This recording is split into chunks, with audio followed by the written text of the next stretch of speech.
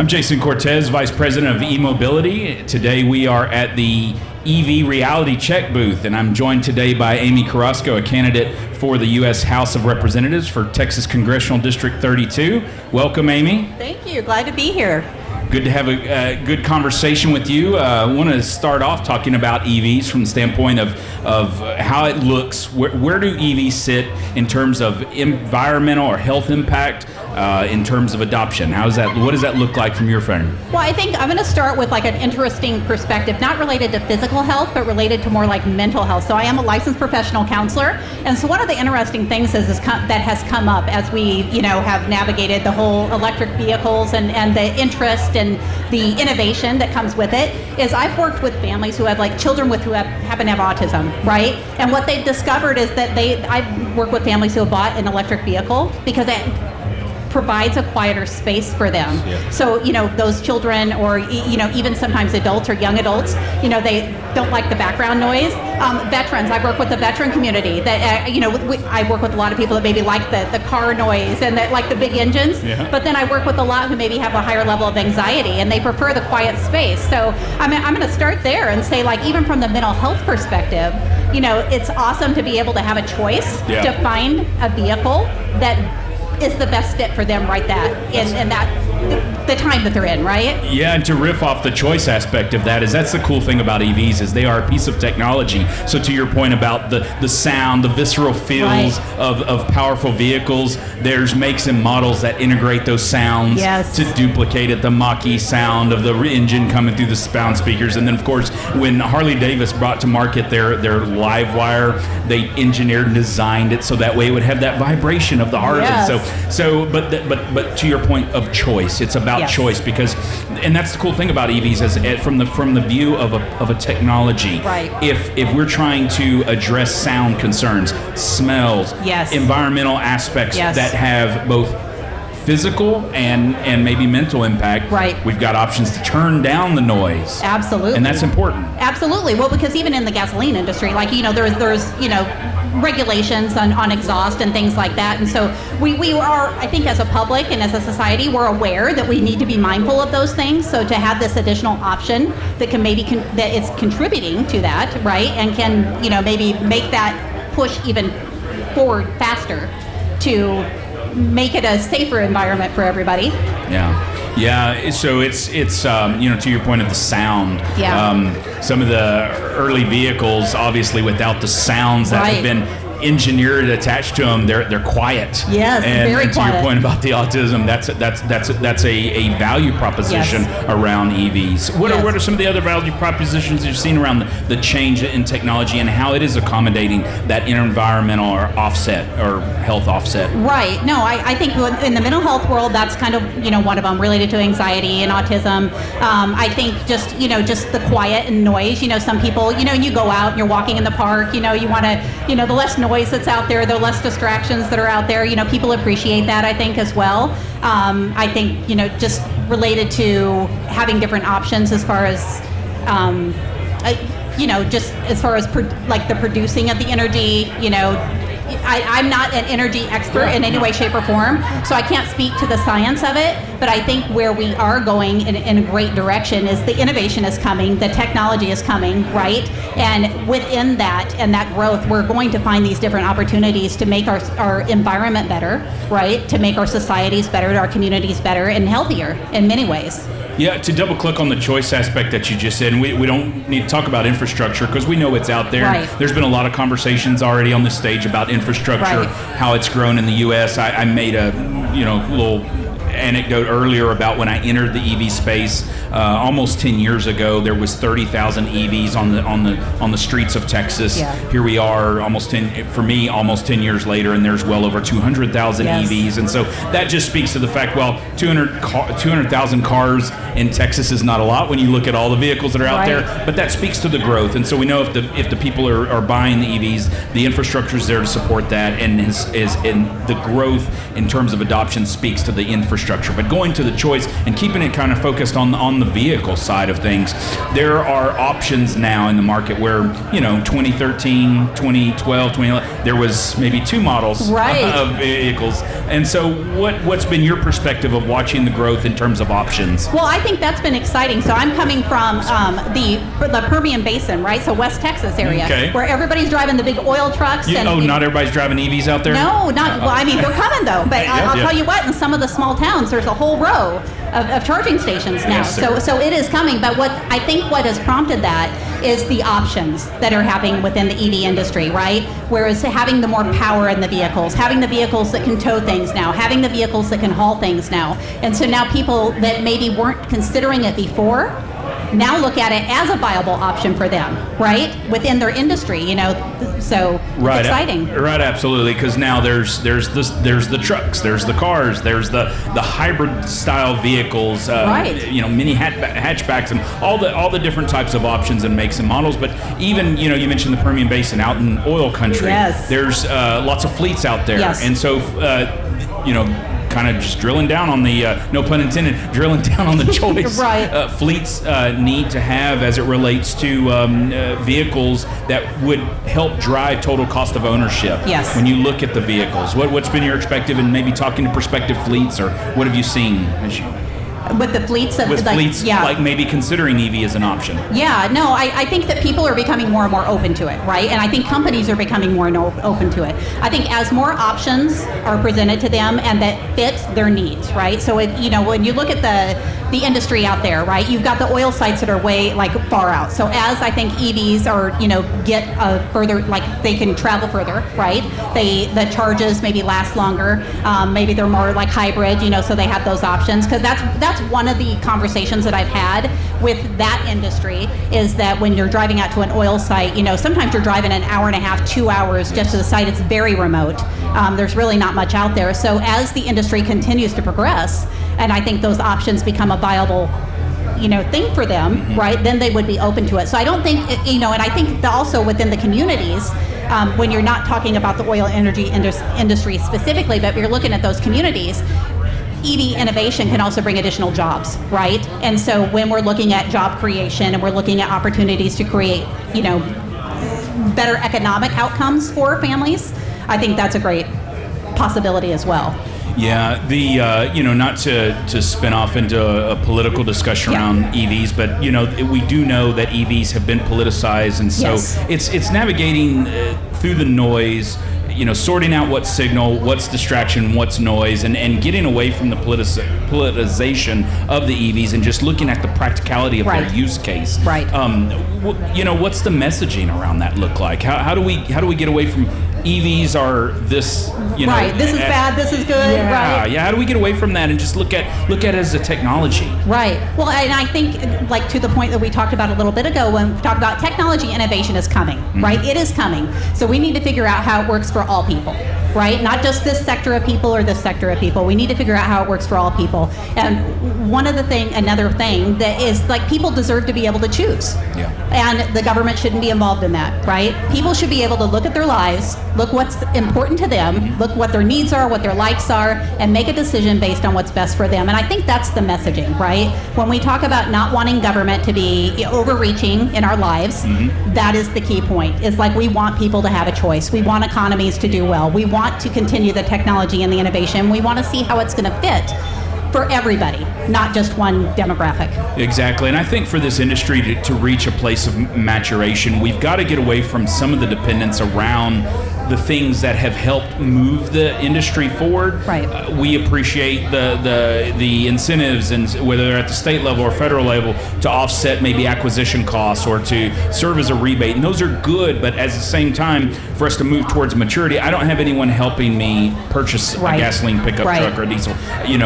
But I'm thankful that there has been some of that. But as we move towards maturation as an industry, and we move away from those incentives and let the market decide, because it's about choice. It's about choice and letting the market decide what it wants versus impositions around, well, do this or do that. And I think that that's really been off message as it relates to the politicization narrative around EVs, is that it's being forced. There's no force. It's it's an option to look at a technology, and maybe there is a state rebate to help Right. to take a better look at it, Right. or a federal incentive to maybe take a look at it. But those roll out, then they roll back, and that's going to be the nature of it. So as we move forward, I appreciate the funding that has come to the state of Texas to deploy chargers. Yes. We've got the biggest allocation of NEVI funding to roll out chargers. I think we got like 408 million or right. something like that. I don't remember, but it was the highest allocation of funding to deploy chargers to ensure that Texas roads have EV charging, public EV charging every 50 miles. And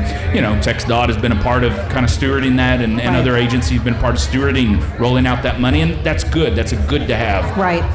But I don't think it is a must-have. No, Maybe? no, I don't think it is a must-have either. I really think it's consumer choice. I think that our market should be driven by the consumer and what the consumers want. And I think it does, bring options to the table, but I really don't. I don't personally think that the government should be involved in that. I think we're going to have periods of time where there's different markets and there's different things, not even related to vehicles, where the government maybe provides some sort of stipend or some sort of incentive or something like that. Like that. That's not unheard of, and I'm sure we'll hear of it again. But I don't think it should be absolutely this is always going to happen if somebody purchases an EV, or if this is always going to happen if somebody purchases this.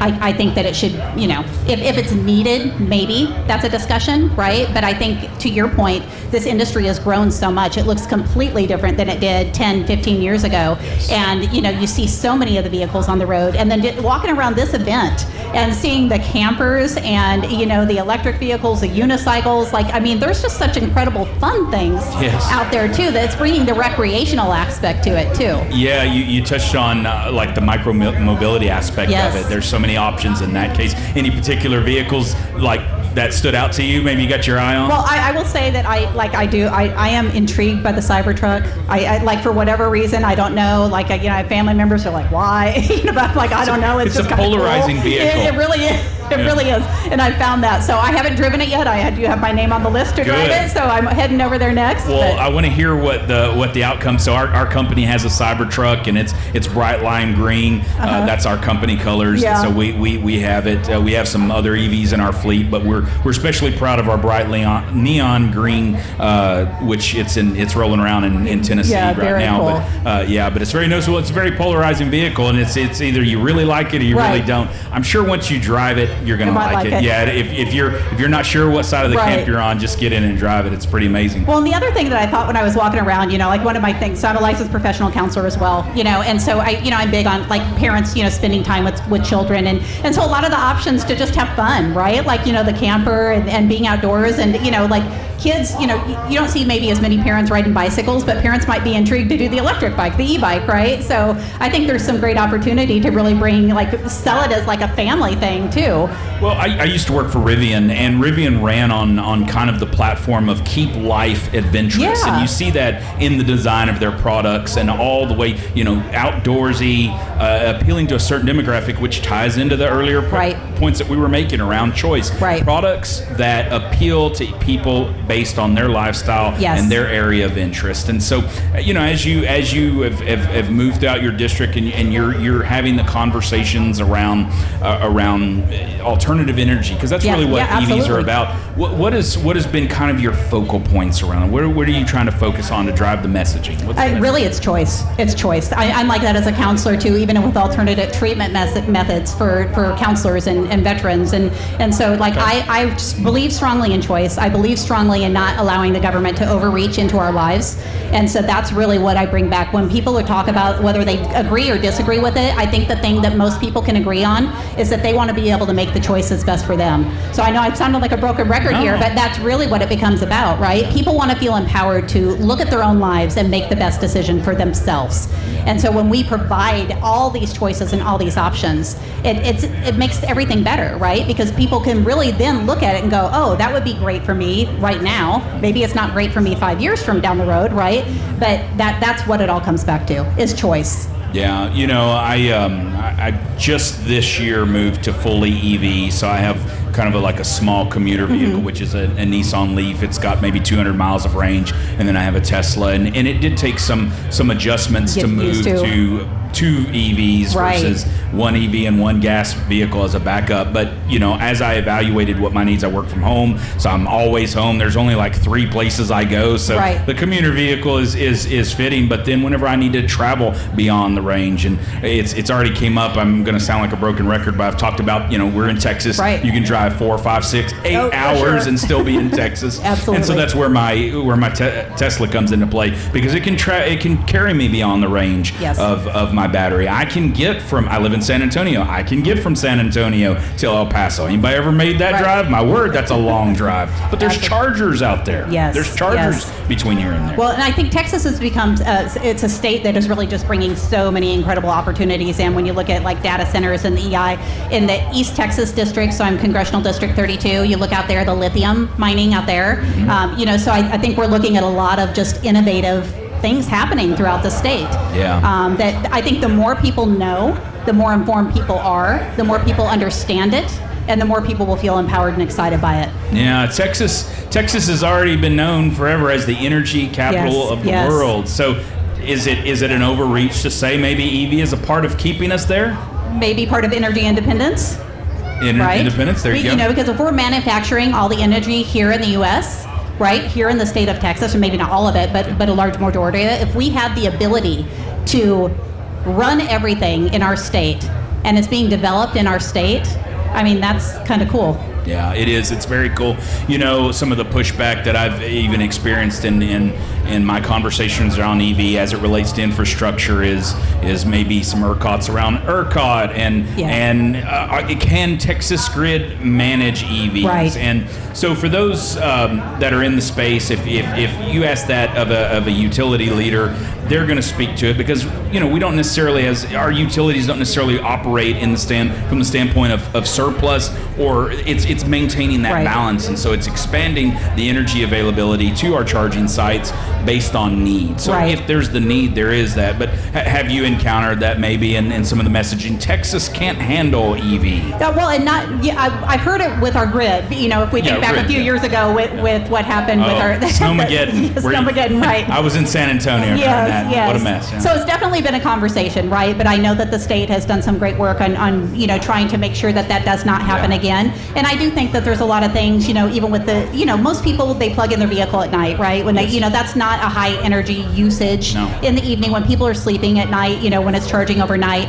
I'm not really sure, not knowledgeable enough to speak to like what the energy pull is from people that are charging throughout the day as they're commuting or what. But I think the majority of the people that I know that have EVs, the people that I've talked to that have them, that's what they do. They drive it home, they plug it in, maybe they stop at a store and they're plugging it in when they're at the store. But I would imagine that the largest bulk of the charging happens overnight. It does, and the cost is marginal. Yeah.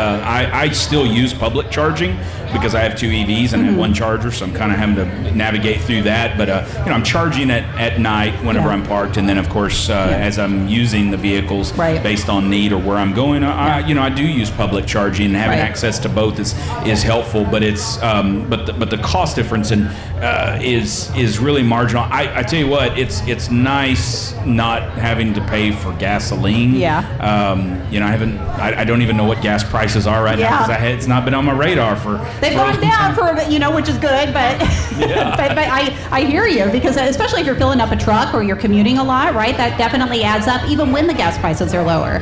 Yeah. So I think it's another benefit for people, right? And I think there's always going to be need for oil and gas, right? Like it's needed. I don't know. Like I've read some data that it would take so many years to not need that. I don't know that we'll ever get to that space, but I think there is absolutely space for the EV world too. I think we need it all. Yeah, no, as someone that entered this industry from oil and gas, Yeah. the messaging that I was trying to move out into the market was, this is not about replacing petroleum. Exactly. Petroleum's Exactly. not going anywhere. It's Petroleum not. as a fuel source is going to be in place for the next 50 years. Absolutely. Easy, just from a legacy vehicle Absolutely. standpoint and other infrastructure that's already deployed.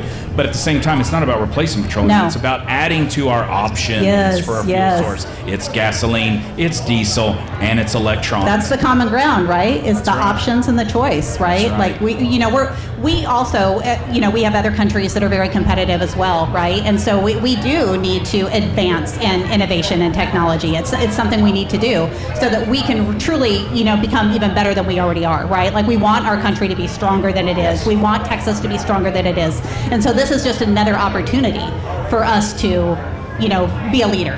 Yeah, that's right. Well, I don't know where we're at on time, but this has been a great conversation so far. Any other thoughts or ideas around infrastructure, around vehicle options? No, I think it's just important, for those of you in the EV industry to continue to get the messaging out about all the different possibilities and options, right? And even marketing it to those communities that maybe aren't the urban areas, right, where you're going to hear more of it.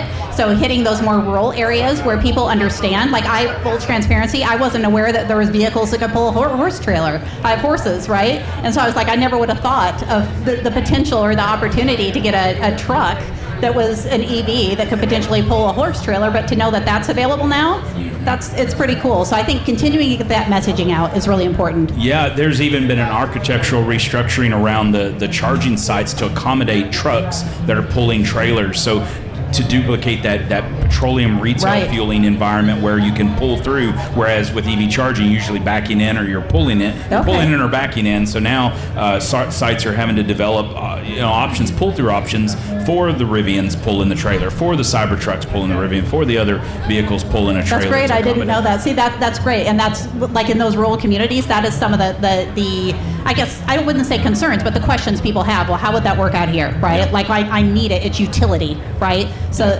when they learn about the utility of it, then it becomes more of a possibility for them. Absolutely, and to your point of the marketing, there is a responsibility to the business side of this industry to educate the community around where the chargers are at, and what thought intentionality behind the deployment of these chargers has been in place to support them from a maintenance level, from a service level, agreement standpoint, and all of that. Absolutely. This has been a great conversation. I appreciate you sharing your insights. Thank you so much for coming out today and sharing your information with us. Great. Thank you.